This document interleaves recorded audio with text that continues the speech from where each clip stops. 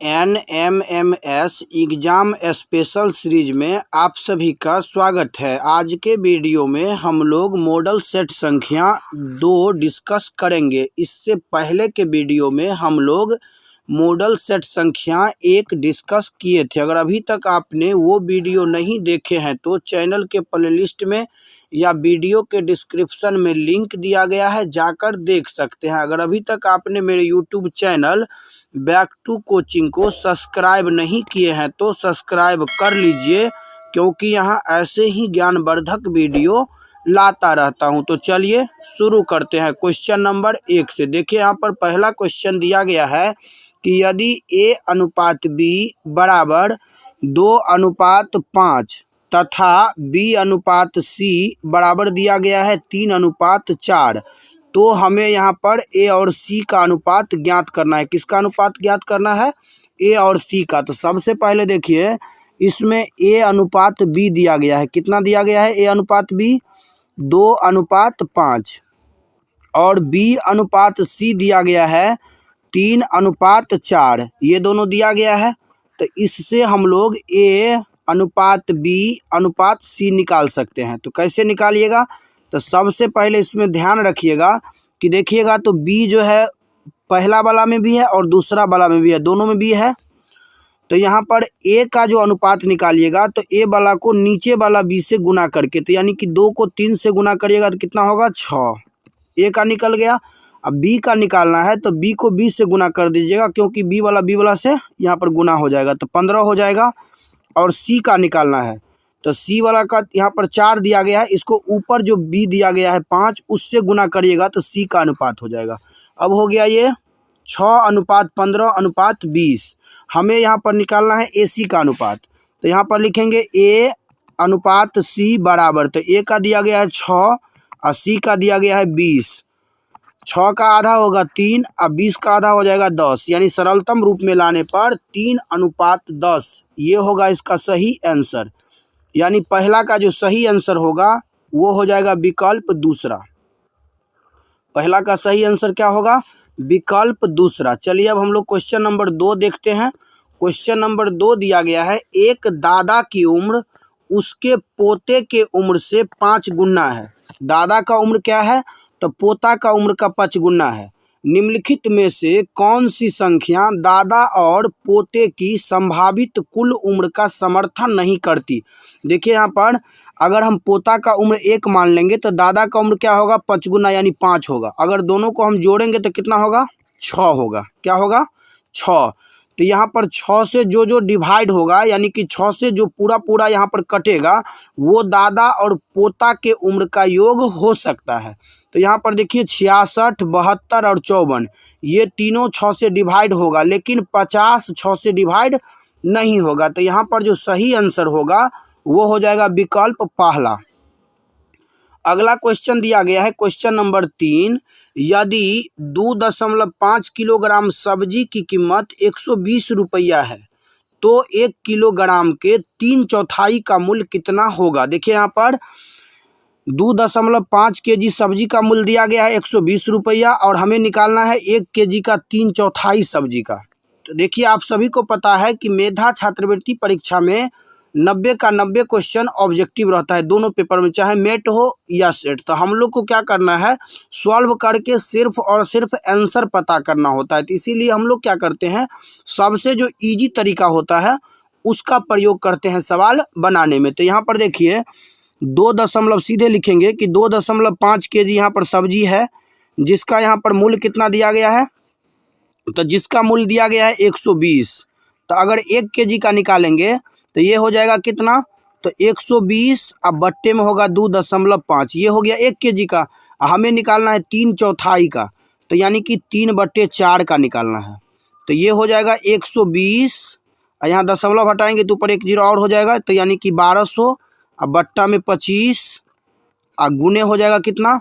तो यहाँ पर गुने हो जाएगा, यहाँ पर देखिए ये 1 केजी का दिया गया और हमें निकालना है कितना का? तो 3/4 का। तो यहाँ पर 3/4 यानी कि 3/4 यहाँ करेंगे गुना। तो अब देखिए यहाँ पर इसको अगर सॉल्व करिएगा तो आंसर आ जाएगा। तो 4 से अगर काटिएगा इसको तो 4 तिहाई 12 यानी 300 बार में कटेगा। अब 25 से इसको काटिएगा, 25 इक्कम 25 दूनी यानी 12 तिहाई 36, क्या हो जाएगा?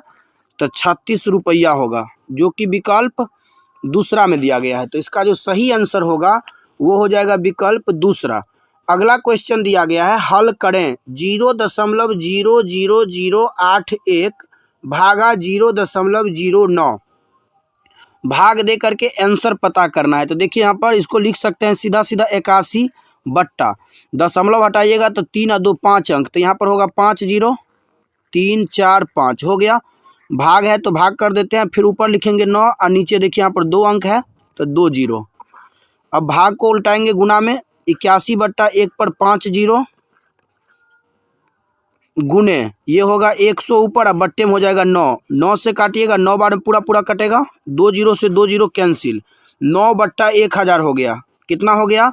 9 और नीचे हो गया 1000, 1000 का मतलब 1 पर 3 0, तो 3 अंक के बाद दशमलव होगा, बस हो गया 0.009, क्या होगा? 0.009, जो कि विकल्प दूसरा में दिया गया है। तो चौथा का जो सही आंसर होगा वो हो जाएगा विकल्प दूसरा। अगला क्वेश्चन दिया गया है, क्वेश्चन नंबर 5, रिक्त स्थानों में प्रतीकों के उपयुक्त सेट का चयन करें। देखिए यहाँ पर खाली जगह जो दिया गया है, यहाँ पर चिन्ह क्या आएगा? गुना घटाव भाग आएगा, या फिर जोड़ भाग घटाव, जोड़ घटाव भाग, या भाग गुना जोड़।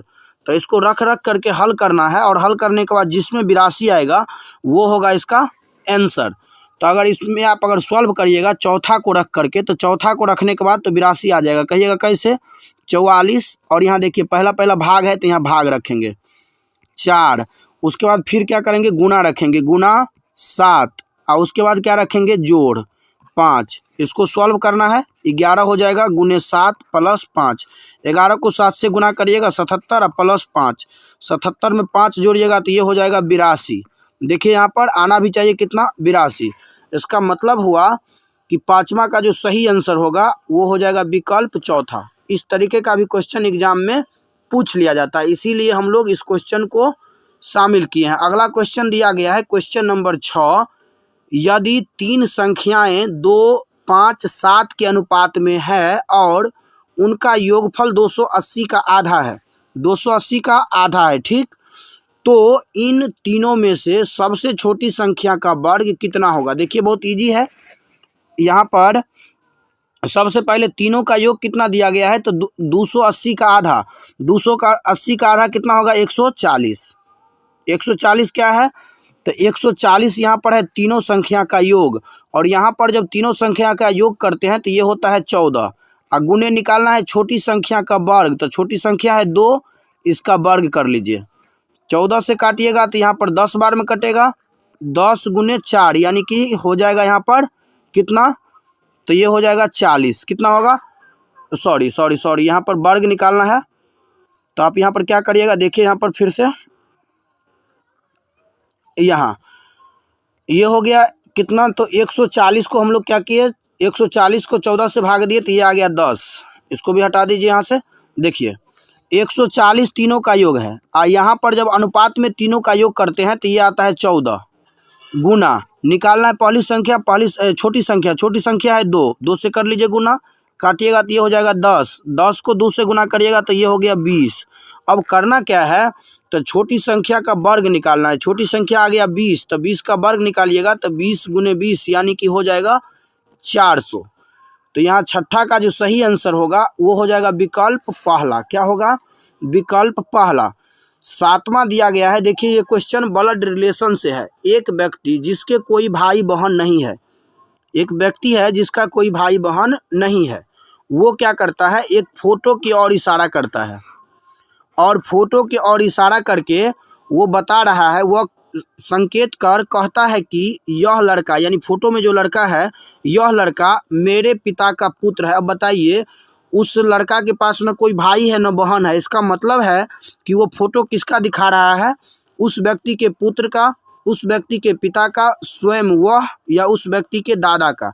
तो देखिए ये अपने पिता का, ये जो है लड़का जो है, ये व्यक्ति, ये अपने पिता का जो है पुत्र का फोटो दिखा रहा है, और इसके पिता के पास एक ही पुत्र है, तो वो क्या होगा, ये स्वयं हो जाएगा। तो इसीलिए इसका सही आंसर हो जाएगा विकल्प तीसरा। क्या होगा, विकल्प तीसरा।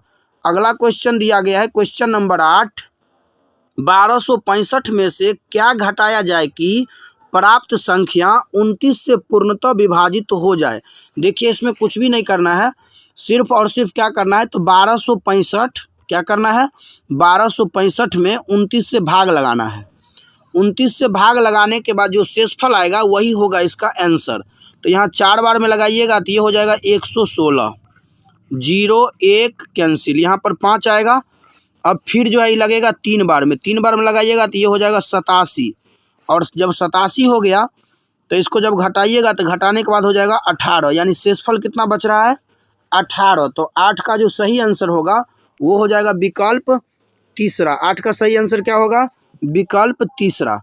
अगला क्वेश्चन दिया गया है क्वेश्चन नंबर 9। क्वेश्चन नंबर 9 यहाँ पर दिया गया है, दो संख्याओं का गुणनफल 24 तथा उनके वर्गों का योग 52 है, तो उनका योगफल ज्ञात कीजिए। देखिए बहुत इजी संख्या, यहाँ पर बहुत इजी सवाल है। सबसे पहले दिया गया है इसमें a गुने b, दोनों का गुणनफल दिया गया है 24, और इसमें दिया गया है दोनों का वर्ग, तो a स्क्वायर b स्क्वायर बराबर कितना दिया गया है, 52। तो हम लोग को इसमें क्या निकालना है, तो हम लोग को निकालना है a प्लस बी। तो देखिए यहाँ पर कर सकते हैं हम लोग a प्लस बी के होल स्क्वायर, फार्मूला होता है a square plus B square, अब प्लस होता है 2ab। यहाँ देखिए ab का मान नहीं दिया गया, इसको खाली छोड़ देंगे। यहाँ पर a square plus B square बराबर दिया गया है 52, और यहाँ पर 2 गुने 24 करेंगे, ठीक, 2 गुने 24, तो ये हो जाएगा 52 अब प्लस 48, दोनों को जोड़ेंगे तो ये हो जाएगा 100। अब देखिए यहाँ पर a प्लस बी का जो होल स्क्वायर है इसका मान आ गया 100, तो a प्लस बी करेंगे तो ये स्क्वायर क्या होगा, स्क्वायर इधर आके रूट हो जाएगा, तो यानी इसका जो मान निकलेगा वो कितना निकल जाएगा, 10। तो 9 का जो सही आंसर होगा वो हो जाएगा विकल्प दूसरा। याद रखिएगा वर्ग का उल्टा वर्गमूल होता है और घन का उल्टा घनमूल होता है। तो यहाँ पर वर्ग दिया गया है, वर्ग का उल्टा हम लोग वर्गमूल किए, तो 100 का वर्गमूल 10 होता है। अगला सवाल दिया गया है सवाल नंबर 10, 12 किलोग्राम चीनी का मूल्य 6 किलोग्राम चावल के मूल्य के बराबर है। यानी कहने का मतलब ये हुआ कि 12 किलोग्राम चीनी का जो दाम है वही 6 किलोग्राम चावल का भी दाम है। तो इसमें दिया गया है कि 10 किलोग्राम चीनी और 8 किलोग्राम चावल दोनों का मूल्य मिलाकर के हो जाता है 1040 रुपया। तो हमें यहाँ पर क्या करना है, 1 किलोग्राम चीनी का मूल्य ज्ञात करना है। किसका ज्ञात करना है, तो 1 किलोग्राम चीनी का। अब ये तो आप लोग को समझ में यहाँ पर आ गया होगा कि अगर चीनी अनुपात चावल करेंगे यानी कि शुगर अनुपात राइस करेंगे तो ये हो जाएगा कितना, 1:2, यानी कि चीनी से चावल का दाम दुगुना है, ठीक। अब विकल्प से अगर इसको हल करिएगा तो जल्दी हल हो जाएगा। अगर हम चीनी का मूल्य अगर मान लीजिए 40 ले लेते हैं, तो चीनी कितना है यहाँ पर 10 किलो, तो 10 से 40 को गुना करेंगे तो 400 हो जाएगा। और टोटल इसमें दिया गया है 40 गुने 10 करेंगे तो ये होगा 400, और टोटल यहाँ पर दिया गया है 1040। इसमें से अगर 400 अब माइनस कर लेंगे तो कितना बचेगा, ये 640। ये 640 किसका दाम हो गया, चावल का। तो इसको 8 से भाग दीजिएगा, या फिर इसको अगर आप 8 से भाग दे देते हैं, 8 से भाग, तो आ जाएगा यहाँ पर देखिए 80। क्या आ गया, 80 आ गया। 80 यहाँ पर आ गया किसका मूल्य, तो 80 आ गया यहाँ पर चावल का मूल्य। अब देखिए चीनी के मूल्य से चावल का मूल्य क्या हो गया, दुगना हो गया। इसका मतलब यहाँ पर सही विकल्प क्या हो जाएगा, इसका चौथा हो जाएगा। अगला क्वेश्चन दिया गया है, यदि किसी भाषा में ROAST को PQYUR और फिर यहाँ पर दिया गया है उसी प्रकार से SLOPPPY, इसको कैसे कोडित किया जाएगा। तो सबसे पहले ये पता करना है कि इसको जो है कैसे लिखा गया है। तो इसको लिखा गया है देखिए ROAST और इसको लिखा गया है PQYUR।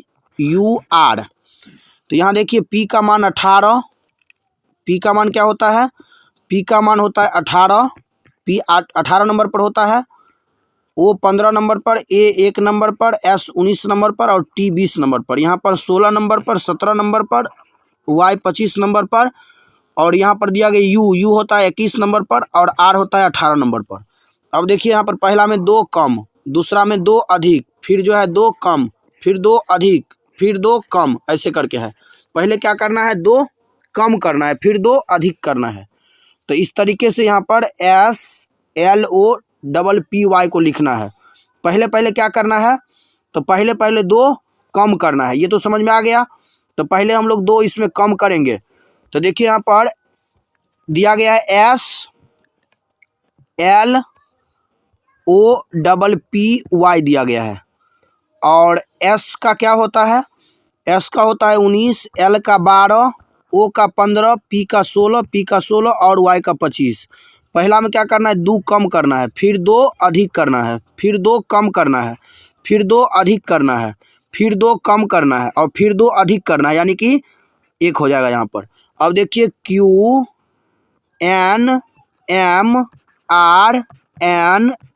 ये होगा इसका आंसर। अगर ध्यान से विकल्प को देखिएगा, QNMRNA जो कि विकल्प तीसरा में दिया गया है। तो इसका जो सही आंसर होगा सवाल नंबर, यहाँ पर देखिए सवाल जो दिया गया है, सवाल नंबर कितना है ये, तो ये जो सवाल नंबर दिया गया है आपका 11, सवाल नंबर 11 का जो सही आंसर होगा वो हो जाएगा विकल्प तीसरा। अगला क्वेश्चन दिया गया है सवाल नंबर 12, यदि HEALTH को GSKZDG के रूप में लिखा जाता है तो उसी कोड में NORTH को कैसे लिखा जाएगा। तो सबसे पहले ये पता करना है कि इसको जो है कैसे लिखा गया है, उसी प्रकार से हम लोग इसको लिख देंगे। तो सबसे पहले देखिए इसमें H का मान कितना होता है, 8 होता है, सीधे मान ही लिख देते हैं। E का होता है 5, A का 1, L का 12, T का होता है 20, H का होता है 8। इसको लिखा गया है, इसको कैसे लिखा गया है, तो इसको लिखा गया आपका यहाँ पर 7, 19, 11, 26, 4, 7। अब देखिए यहाँ पर 7 में 1 कम, 8 में 1 कम 7, 20 में 1 कम 19, यानी इधर से 1 कम करते गया है। तो इसमें भी हम लोग ऐसे ही करेंगे। तो देखिए यहाँ पर N का हो गया 14, O का हो गया 15, R का हो गया 18, T का हो गया 20, H का हो गया 8। यहाँ से 1 1 कम करते जाना है। तो 8 का क्या होगा 7, 20 का 19, 18 का 17, 15 का 14, 14 का 13।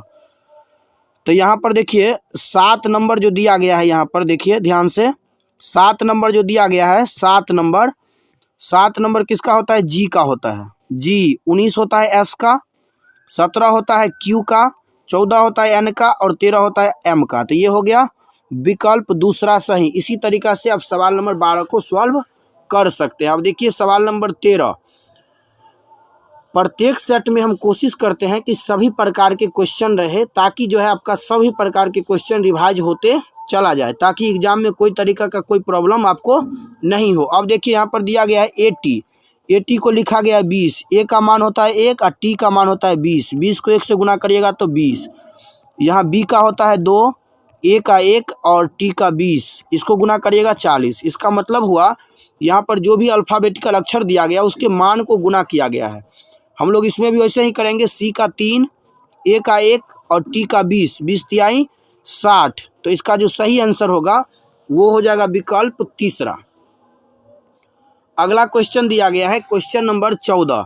यहाँ देखिए DEAL सभी का मान यहाँ पर लिखा गया है। D का होता है 4, E का होता है 5, E का 1, L का 12। उसी प्रकार यहाँ पर लिखना है LADY का, लेडी का लिखना है तो L का होगा 12, A का 1, D का 4, Y का 25, यानी 12 1 4 25, 12 1 4 25 विकल्प पहला में दिया गया है। 12 1 4 25 सॉरी विकल्प दूसरा में दिया गया है। 12 1 4 25 विकल्प दूसरा में। तो 14 का सही आंसर होगा विकल्प दूसरा। क्वेश्चन नंबर 15 दिया गया है, यदि GO को यहाँ पर GO बराबर लिखा गया है 32, SHE बराबर लिखा गया है 49, तो SOME को कैसे लिखेंगे।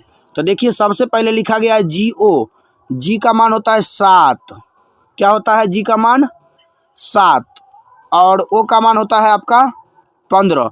दोनों को गुना करिएगा 105, इसका मतलब गुना नहीं किया गया। दोनों को जोड़िएगा तो होगा 22, यहाँ पर लिखा गया 32, गुना भी नहीं किया गया है, जोड़ा भी नहीं गया है। तो आखिर क्या किया गया इसमें, तो देखिए अब अगर इसको आप कर लीजिए उल्टा लिखिए तो जी का उल्टा क्या होगा, जी टी, टी जी का उल्टा टी होगा, ओ का उल्टा क्या होगा, ओ का उल्टा एल होगा।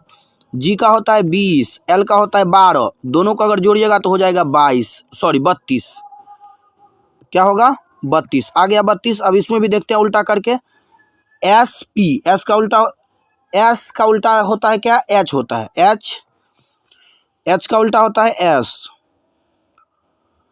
उसके बाद ई का उल्टा होगा, ई का उल्टा क्या हो जाएगा, ई का उल्टा होगा भी। तो यहाँ हो गया 8, 19, 22, जोड़िएगा तो हो जाएगा 49, कितना होगा 49। उसी प्रकार अब इसमें भी कर लीजिए, एस का उल्टा होगा, एस का उल्टा एच, ओ का उल्टा हो जाएगा आपका एल, एम का उल्टा हो जाएगा एन, और ई का उल्टा हो जाएगा भी। तो यहाँ 8 + 12 + 14 + 12, जोड़िएगा सभी को, कितना आ जाएगा 56, जो कि विकल्प पहला में दिया गया है। 15 का सही आंसर होगा विकल्प पहला।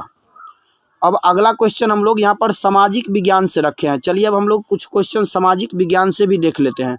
देखिए सामाजिक विज्ञान में पहला क्वेश्चन दिया गया है, 1857 के विद्रोह का मुख्य कारण क्या था। सामाजिक असंतोष, राजनीतिक असंतोष, आर्थिक असंतोष, सैन्य असंतोष। तो इसका जो सही आंसर होगा वो हो जाएगा विकल्प चौथा, सैन्य असंतोष। 1857 का जो विद्रोह था वो कैसा विद्रोह था, तो सैनिक वाला विद्रोह था। अगला क्वेश्चन होगा क्वेश्चन नंबर 2, गांधी जी ने पहला सत्याग्रह कहाँ किया, चंपारण, खेरा, अहमदाबाद, साबरमती। इसका जो सही आंसर होगा वो हो जाएगा विकल्प पहला। गांधी जी के द्वारा पहला सत्याग्रह कहाँ किया गया था, चंपारण में 1917 ईस्वी में किया गया था। अगला क्वेश्चन दिया गया है क्वेश्चन नंबर 3, अशोक ने किस युद्ध के बाद बौद्ध धर्म अपनाया, पानीपत का युद्ध, कलिंग का युद्ध, हल्दी घाटी का युद्ध, या थानेसर का युद्ध। तो इसका जो सही आंसर होगा वो हो जाएगा विकल्प दूसरा, कलिंग का युद्ध। कलिंग के युद्ध के बाद अशोक क्या किया, तो बौद्ध धर्म को अपना लिया। क्वेश्चन नंबर 4 दिया गया है, भारत में सबसे लंबी नदी कौन सी है, गंगा, यमुना, गोदावरी, ब्रह्मपुत्र। इसका जो सही आंसर होगा वो हो जाएगा विकल्प पहला, गंगा। याद रखिएगा भारत में सबसे लंबी नदी कौन सी है, गंगा नदी। अगला क्वेश्चन दिया गया है क्वेश्चन नंबर 5, कौन सी पर्वत श्रेणी भारत और चीन के बीच प्राकृतिक सीमा बनाती है, अरावली, सतपुड़ा, हिमालय, या विंध्याचल। इसका जो सही आंसर होगा वो हो जाएगा विकल्प तीसरा, क्या होगा, विकल्प तीसरा, हिमालय। क्या होगा, तो विकल्प तीसरा हो जाएगा इसका हिमालय। अगला क्वेश्चन दिया गया है क्वेश्चन नंबर 6, विश्व का सबसे बड़ा मरुस्थल कौन सा है, थार, सहारा, गोबी, कालाहारी।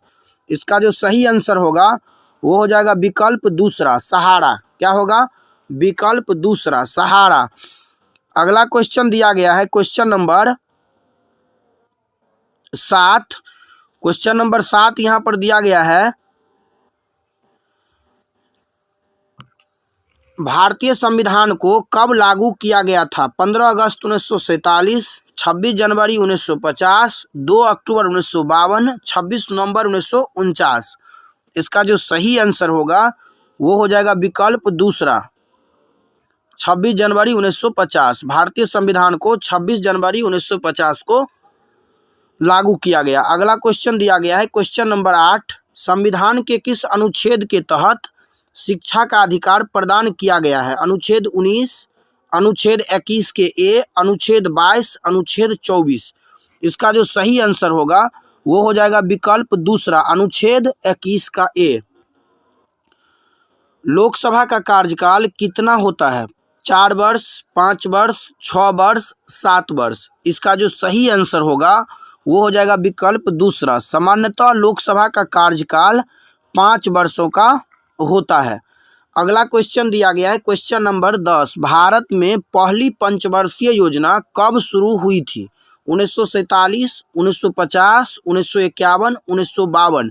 इसका जो सही आंसर होगा वो हो जाएगा विकल्प तीसरा, 1951। अगला क्वेश्चन दिया गया है क्वेश्चन नंबर 11। भारत में मुद्रा की छपाई कौन करता है? भारतीय रिजर्व बैंक, वित्त मंत्रालय, नीति आयोग या भारत सरकार? इसका जो सही आंसर होगा वो हो जाएगा विकल्प पहला, भारतीय रिजर्व बैंक, आरबीआई। कौन करता है? तो RBI, reserve bank of India.